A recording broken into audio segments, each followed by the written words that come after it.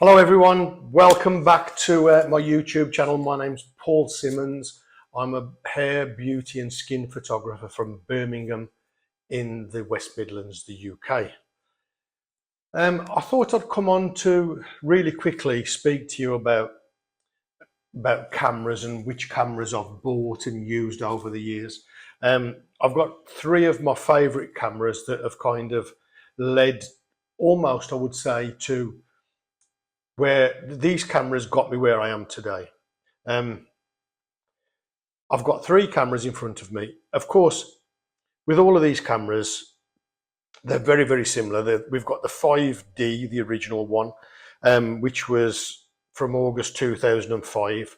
We've got the 5D Mark III, and we've got the 5D Mark IV, and these are soon to be replaced by two R5s, which we'll see in a later video how we get on with those.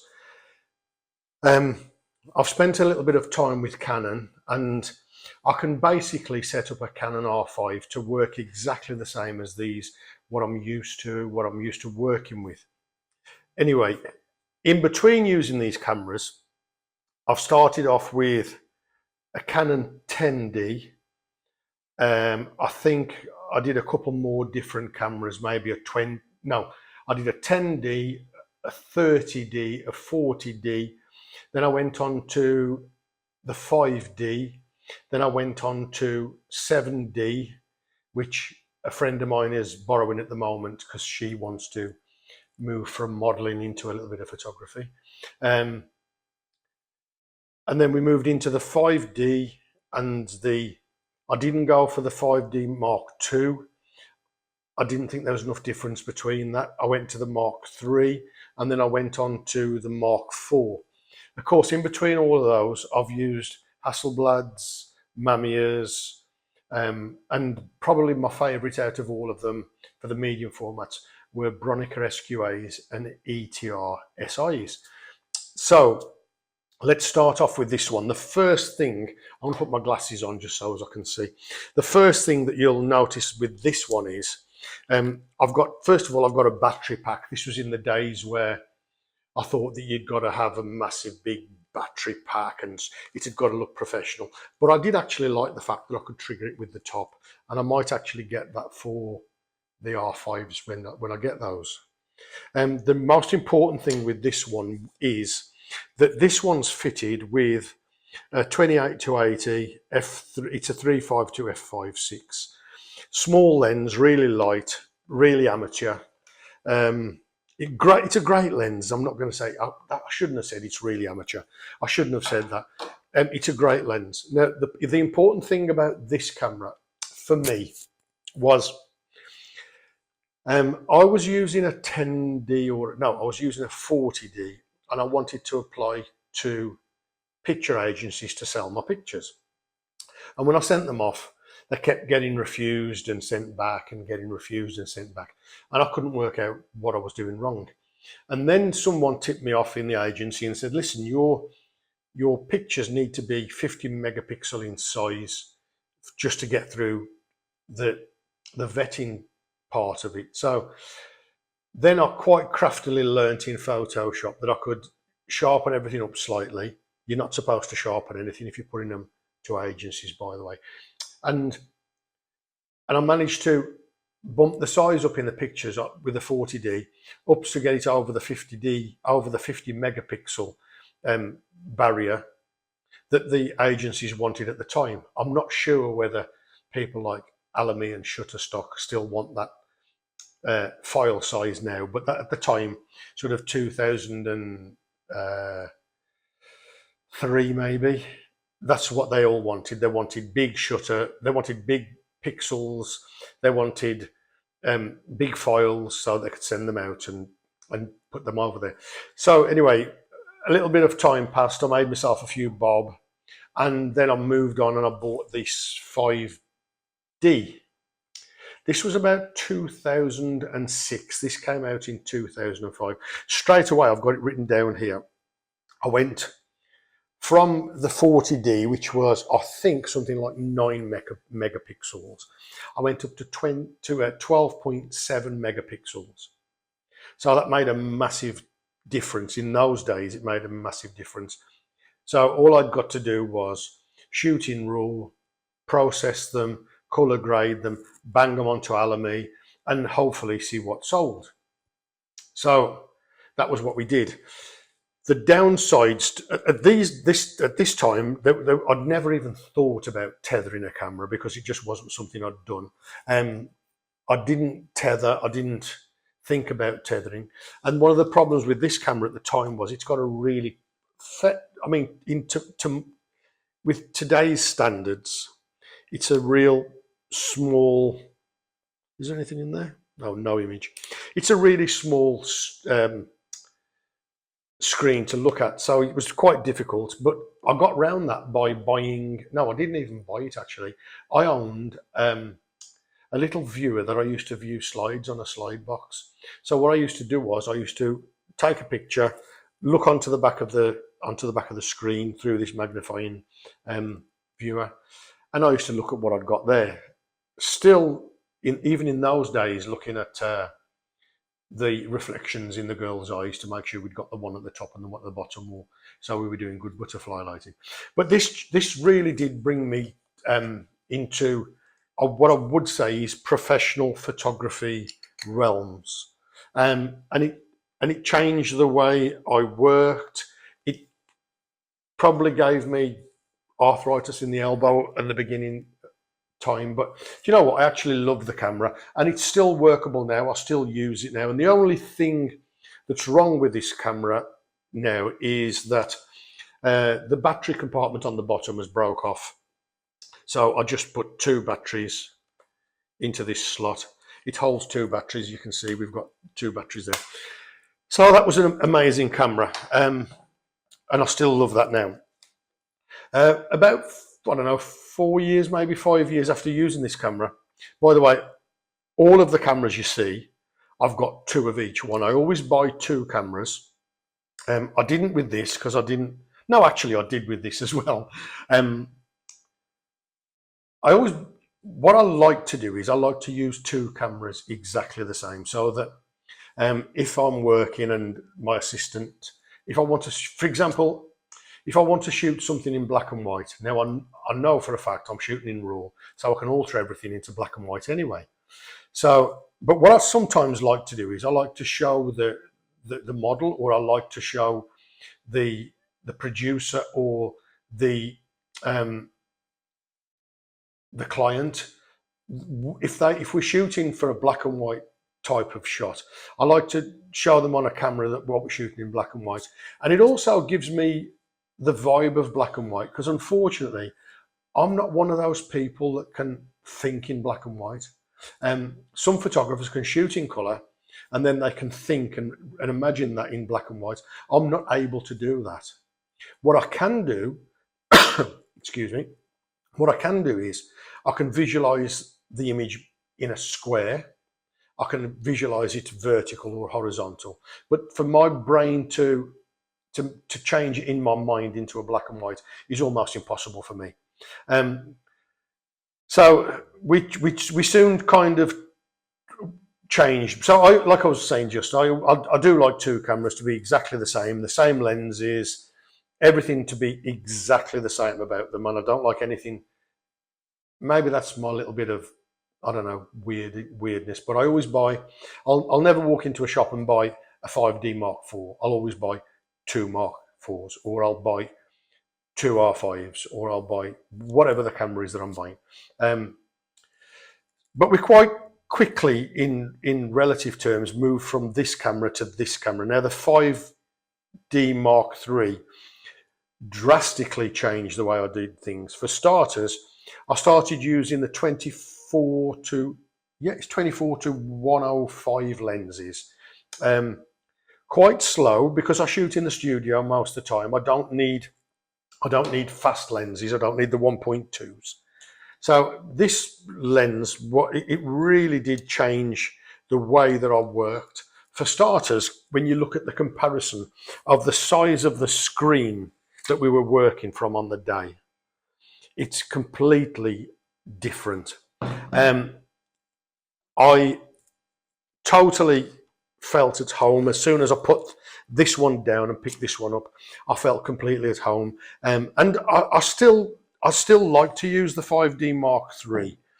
The main difference that I got immediately was I've just spit all over that, crikey. These do really make you salivate. The main difference was I went from a 12.7 megapixel to a 22.3 megapixel, and I'm the first one to admit that cameras have got us into this blooming stupid thing where we've gone from we want to buy a 30, what is this, a 30.4 or a 61.7. Chris, my assistant, she uses, I think it's something like a 47 or a 50 megapixel Sony. Really not necessary at all to use anything that large. But when you're shooting for commercial clients that might be using these on billboard size, you need big megapixels, to the extent where on the odd occasion I'll use a Hasselblad instead of the 5D Mark IV. So you know, just having the megapixels there it's not essential by any means, because you could shoot a campaign on an old 7D. But this changed the game for me, and there was a few things about this that I really loved. For starters, one of the most important things that I did when I started using this camera was I started putting it onto a Manfrotto tripod, which made a massive difference. I set all my lights up, I put the camera on a tripod, and I started working comfortably without the arm ache. And that was a massive difference. So that was the first thing. The second thing was, at the time I didn't realise it, but one of the most important things was I could actually see better on the background. But more importantly, I started to tether with this one. And that really did change the game, because it changed it for the better and it changed it for the worst. For the better, I was taking a picture looking at the laptop or the iMac, and I was looking across at and I could see where my lighting was, if I'd got a hot spot on the head. I could see exactly what was right and what was wrong with the image. The downside to that is that I noticed quite quickly that art directors and clients gathered round the computer and had far too much to say about the images that I was producing. That it was like, I've been in a situation where I've had an art director with me, and they've started to direct the model that I'm shooting. So I might as well have just stood there and just pressed the button. And what I like to do, and I still do that now, and it started with this, was I would set the shot up so that it looked absolutely perfect in the frame. It was on the tripod, it was fixed on the tripod, and I'd got it set up exactly where I wanted it on the actual paper background or on the set wherever we were shooting. And I did that, and I could actually see, it was like looking at a photograph, and I could actually see what I was getting rather than guessing that what I was getting. And then what I decided to do was, and I still do this now, with my other camera, exactly the same camera, 24-105 lens on it, exactly the same Mark III. Then what I would do is I would grab the other camera, pick that up, and then start using that freehand and moving around. And that gave me a massive different feel, and the way it worked was completely different. And it took me from being a good semi-professional to playing football with the big guys. And it changed the way I shot. What I didn't do at this time was, and I didn't notice, this has got no video. and I didn't even notice when I moved to this one. Obviously, I noticed because I sat down and I read the book, and I didn't really I didn't appreciate this had got video because I'd never shot video, and even now I'm shooting video now. I'm shooting it actually on my iPhone with a 27 quid microphone attached to it, even though I've got Rode ones in my kit bag. I'm not really a camera person. I'm more about. People say, "Do you like photography?" I like creating images. I'm not really bothered about cameras, if that makes any sense. But I didn't notice you got video, and it wasn't probably until 2 years ago, maybe 2021, 22, that I realised this could shoot good video, and that was because I was watching a video on YouTube, and this was an absolute killing machine for shooting video for wedding photographers, video people. It was just the one to, and it's been brilliant. And I have used it for video, even though I don't shoot much video, but it was really good. The best thing about this one is that the 5D Mark III, whether you tether it into Lightroom or you tether it into Capture One, is that as soon as you plug this in, the system recognizes it. With the Mark IV, it doesn't. With the link that goes into the camera, it's like a Samsung phone socket almost. It's that small. The one on the 4D is bloody massive. It's absolutely massive. And then I realised what they do is they supply you with like an attachment that screws on that gives you it gives you more strength for when you tether it in. And I realised that because it's probably about 2 centimeters deep. It's a proper big plug that plugs in. It's Canon, if you're watching this, it's an absolute load of rubbish. It doesn't work very well. It doesn't tether very well. It's heavy. The tether tools cables are thicker and heavier. And I hate tethering with a Mark IV. So even now, sometimes I'll still tether with a Mark III to see what we're going to get, and then use my Mark IV to shoot with. The Mark IV changed the game image quality wise. As a matter of fact, as a beauty photographer, sometimes it can look, especially with a 24-105 on it. I also shoot with the 100mm macro, but it's very sharp. Sometimes it's probably a little bit too sharp. So these are the 3 cameras that I used. These two are very, very similar. Hardly any difference between them. The screens are very good. One of the great things, they're almost the same size. I don't know whether you can see that. They're incredibly heavy, the Canon cameras are. So the screens are the same size. The main difference, which again took me a little bit of time to get used to, this is touch screen. So you can go into this and you can zoom in like you would on your telephone or on a computer screen. So that took me a little bit of time to get used to that. But I went quite comfortably from the 5D right up to 5D Mark IV without actually noticing much difference. And I've got to be honest with you, I have tried the R5 with the 24-105s, of course. And I think I'm going to probably just smooth straight the way in exactly the same as I did with that. What do I not like about Canon? Well, nothing really. I'm Canon through and through, but they are incredibly heavy. And as you get a little bit older, like me, you tend to find that some days they get a little bit heavy. And one of my assistant goes mad at me. She'll go, "Hey, one of my pet hates is when I'm watching anybody photograph." And I'm not saying you shouldn't do it because you do exactly what you want to do.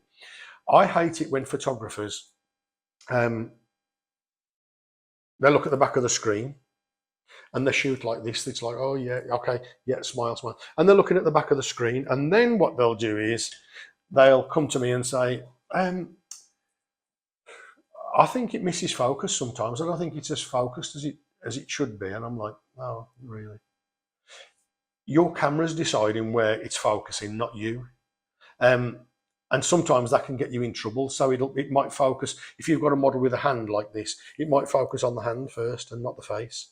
So I think that's just something to be a little bit kind of aware of. As soon as I buy a camera, the first thing I do is all of those focusing screens and all of those metering modes. I think there's 61 or 63 metering modes in this. I switch them all off. I literally use all of these cameras in manual. I switch off. When I've got this camera like this, if I was photographing you like this, the only red focus point will be on, excuse me, it will be on your eye. I literally focus. And sometimes what I'll do is I won't move that, and it's dead easy to move around. It's really simple to move around. But what I'll do is I'll focus, and then what I'll do is I'll focus on your eye, then I'll focus on your face, and then I'll reframe, and then I'll focus on your face and I'll reframe. So that's what I do. I just touched on it really quickly. I hate it when people shoot like this. I just hate it. It's just a personal peeve of mine. And there's another personal peeve what I hate. And this will pay you back as time passes you by as a photographer. This is upside down. This isn't a comfortable way. The camera, if you wedge this elbow into your ribs and you support the camera like this, that's how you hold the camera, that way up, or preferably that way. But this is completely the wrong way. Stop doing it. Just stop. Anyway, that's enough of me talking about Canon cameras. I'm kind of being a little bit sentimental because I know for a fact within the next couple of weeks, these will be put onto the shelf and I'll still use them because I still use this one. But the R5 is going to be my new go-to in the studio. So I'll let you know how I get on with that. If you've got any questions, drop them below. What I will say to you is, if you decided that you want to be a beauty photographer, to build your portfolio, you could still use my Canon 10D. I'm not even sure sometimes when I look, if I've got some pictures on the screen, I'm not even sure which camera I shot them on, and I have to look at the year that I shot them and try and tally it up with which camera that I used. And then if I go into the in a file, I've always got JPEGs, RAW, and then a file that I call RT. So I've got the JPEGs that I choose which ones I like. I've got the RAW files, which ones, those are the ones that I'm going to work off. I never work off a JPEG. And then I've got RT, which as soon as I've finished retouching the image, I save it into the RT folder and that's retouched. And that is the one that I send clients or I use myself.